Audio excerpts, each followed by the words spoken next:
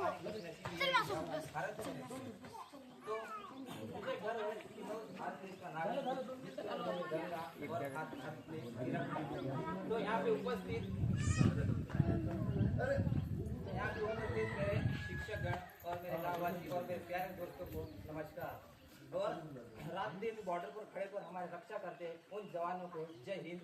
और हमारे देश को आगे बढ़ाने के लिए उस राज्य घटना के शिल्पकार डॉक्टर भीमराव अम्बेडकर और पूर्व राष्ट्रपति डॉक्टर APJ अब्दुल कलाम और हमारे वीर बिरसा मुंडा को मैं तहे दिल से नमन करता हूँ। और हमारे भारत के भारत माता और इस तिरंगे को सलाम करता हूँ। तो आज 26 जनवरी 2026 को आज हम गणतंत्र दिवस मना रहे हैं और आज पूरे भारत में एक त्योहार के जैसा मना रहे हैं। और इस गणतंत्र दिवस आज हम क्यों मना रहे हैं? क्योंकि सन 26 जनवरी 1950 को हमारे भारत देश में संविधान लागू हुआ था, इसलिए आज हम गणतंत्र दिवस मना रहे हैं। तो पहले तो मैं संविधान के बारे में बताना चाहूँगा। पहले मैं संविधान सभा के अध्यक्ष डॉक्टर भीमराव अम्बेडकर और उस संविधान सभा के सदस्यगणों को मैं दिल से धन्यवाद देना चाहूँगा कि उन्होंने हमारे भारत देश में संविधान देकर हमारी जिंदगी बदल दी। तो मैं संविधान के बारे में और बोलना चाहूँगा। आज मैं जो कुछ भी तुम्हारे सामने बोल रहा हूँ, आज मैं आप तुम्हारे सामने खड़ा हूँ सिर्फ और सिर्फ पानी नहीं। और मैं बताऊँ संविधान के बारे में, तो आज संविधान की वजह से आज हम चैन की सांसें ले सकते। आज संविधान की वजह से आज हम चैन की नींद ले सकते। संविधान की वजह से आज हम सुकून से खाना खा सकते। और संविधान की वजह से हमारा पॉलिटिकल सिस्टम चलता है। संविधान की वजह से हमारा एजुकेशन सिस्टम चलता है। और जिस एजुकेशन सिस्टम की वजह से एक स्त्री एक पुरुष का बराबरी कर सकता है। अगर मैं कुछ सालों की पहले की बात करूं तो जब मनुस्मृति का जमाना हुआ करता था, उस समय स्त्रियों को सर उठाकर जीने का भी हक नहीं था। सर तो छोड़ो, वो पल्लू तक उठाकर नहीं जी सकती थी। लेकिन आज संविधान की वजह से आज खुद की आइडेंटिटी बना सकता है, वो एक स्त्री पुरुष की बराबरी कर सकता है। तो आज मैं बता दूं संविधान की वजह से एक स्त्री घर से लेकर एक देश चलाने का दम रखता है, सिर्फ और सिर्फ संविधान की वजह से। अगर मैं मनुस्मृति के बारे में बताऊं तो हजारों साल के मनुस्मृति में हरी सभा में द्रौपदी का जीवन हजारों साल के मनुस्मृति में हरी सभा में द्रौपदी का जीवन दिया था। उसी द्रौपदी को 75 साल के संविधान ने आज है कि नहीं?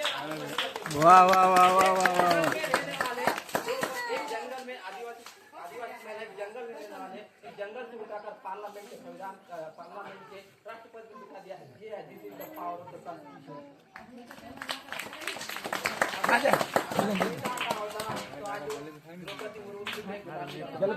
आज मैं गुलामी से एक बात बताना चाहूँगा। इंसान को गुलाम बनाकर कई बादशाह बने। इंसान को गुलाम बनाकर कई बादशाह बने, लेकिन गुलामों को इंसान बनाकर एक ही बादशाह बने, और डॉक्टर भीमराव अम्बेडकर। हमारे पास संविधान ना होता तो आज हम कीड़े मकोड़े की तरह जी रहा होता, आज हम गुलाम होते। तो आज मैं संविधान के बारे में बताना चाहूँगा। एक संविधान का एक मोटिव है, एक संविधान की सिद्धांत है कि अगर हमारे पास शिक्षा होगी तो हम हमारे देश को विकसित करेंगे। बिना शिक्षा के हम हमारे भारत देश के विकसित नहीं कर सकते। तो first, ladies and gentlemen, today now here to say something about the Constitution. And Constitution has a one motive, that is education.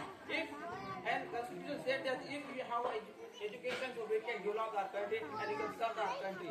If we don't have knowledge about the education, so we can't change our country. That's why we should have knowledge about the education, then we can belong our country. Otherwise we can't. That's why we be educated and become for our country and do not harm country. और मैं मेरे गांव के बारे में बोलना चाहूँगा। लोग बोलते सुनो कि मैं मेरे गांव के बारे में बोलना चाहूँगा। लोग बोलते कि हमारे गांव में बहुत कई तरह के समाज के लोग हैं, हिंदू है, मुस्लिम है, आदिवासी है और बौद्ध धर्म के लोग हैं।